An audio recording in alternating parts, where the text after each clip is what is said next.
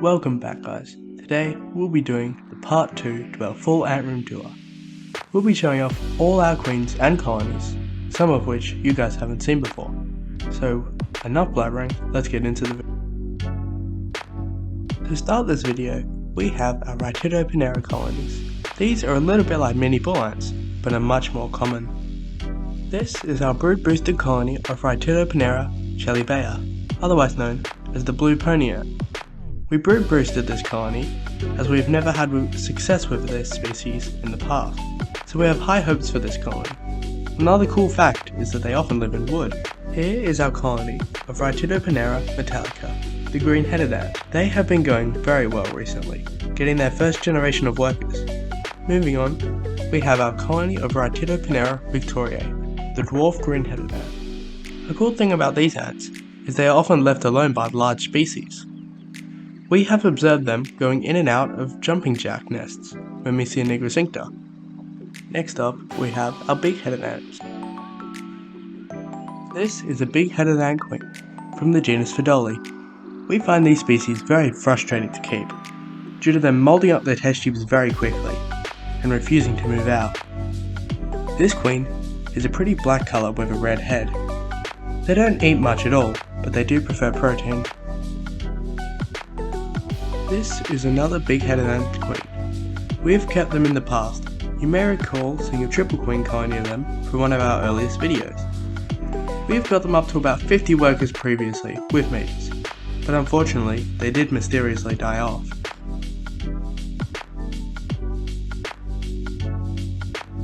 Finally, we have a third big-headed ant species. This colony is going quite well. They are very small, being half the size of the previous queen. They are going the best out of all three Pheidoles, being not too mouldy yet and having a good population of workers.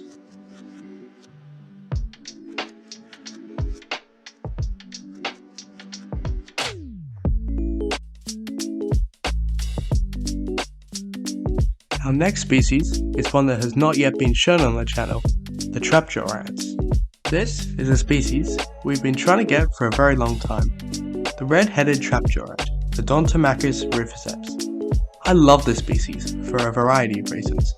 Their strange jaws that open up to 180 degrees and slam shut, starting any insect foolish enough to come close. Their painful stinger that is used as a last resort to attack prey, or to defend themselves. They also prefer to hunt live prey, a bit like this cricket.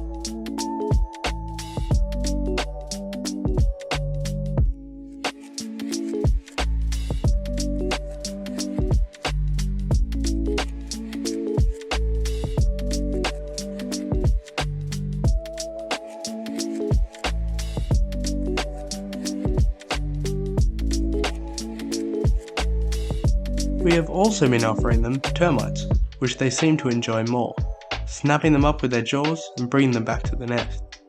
Although, the termites do spray the ants with a silk-like substance, so I would not advise live feeding, as it can harm your ants.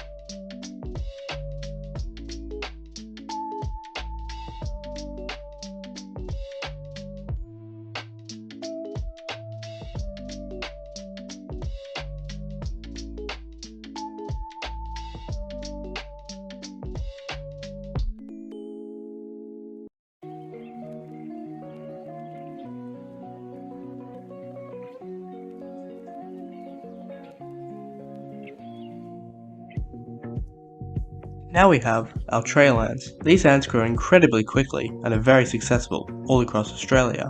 These ants are Iridomyrmex bicknelli, or the trail ant. They eat a lot of insects, honey, mealworms, and now they are feeding on a jellycup, which they've been sharing within their tonkless colony.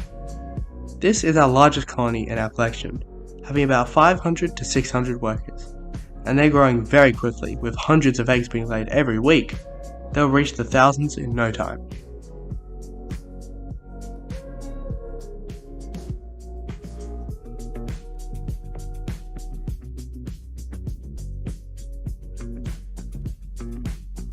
All the workers seem to be hanging in this part of the nest. I'm not sure why, but it's probably something to do with high humidity levels. Next up, we have the quote-unquote trail ant from Wish, the nocturnal trail ant. This queen is essentially just the normal trail ant queen, but instead is glossy black.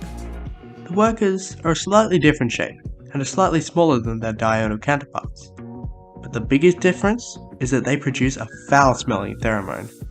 This next species is quite a bit larger than the other two. She is Iridomyrmex rufinija, or the tufted tyrant ant. This queen is almost definitely infertile, but we will house her anyway.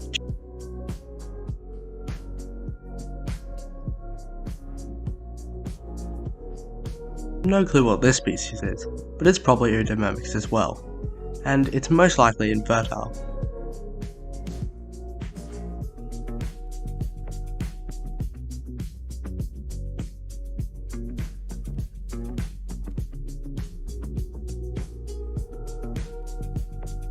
All these ant species, we only have one or two of their genus, or we don't know what species they are.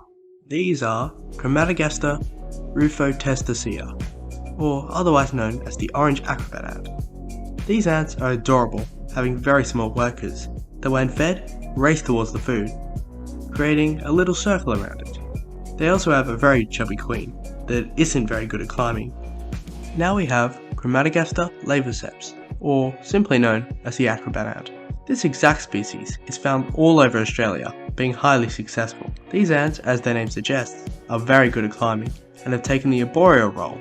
Here is one of the most infuriating species to keep, as they don't lay eggs when housed in a test tube setup. They are semi-colostral, and they don't really eat much, but they are quite pretty.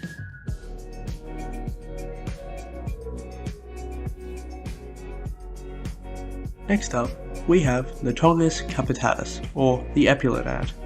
This is the first colony we ever got. We've had them for about 3 years now. They are the perfect colony, being unproblematic, not fussy eaters, and very fast growers. We feed our colonies a variety of insects and sugars. Moving on, we have our Doloromoma, more commonly known as the Darwin's ant. These little guys are quite rare around here, as we've only ever seen the queens. They love honey though. When we did feed them honey, most of the workers got stuck though and drowned, so they went from 20 workers down to 2 workers. These are Frogotella caribi, otherwise known as the narrow-nosed ant. This colony has been growing very quickly, although due to their extreme growth they are always hungry, congregating around the lid of the outworld.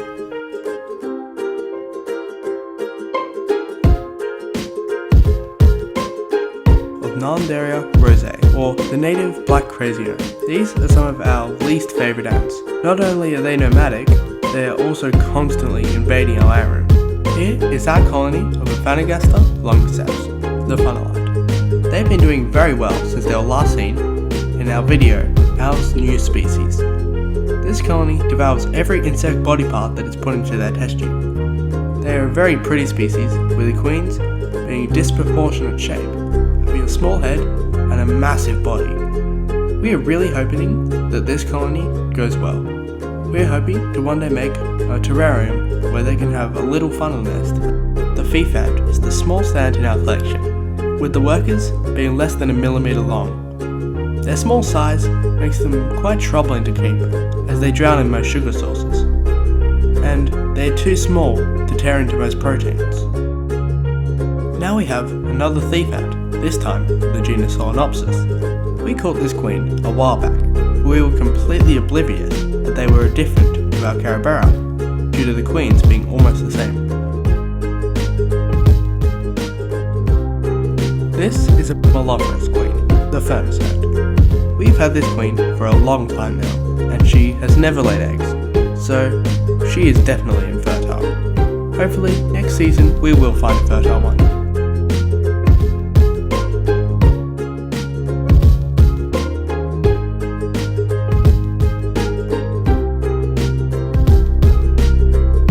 These ants are Aniochimoma longiceps, or more commonly known as black cocktail ants. They are arboreal, with their queens being rather large but flat.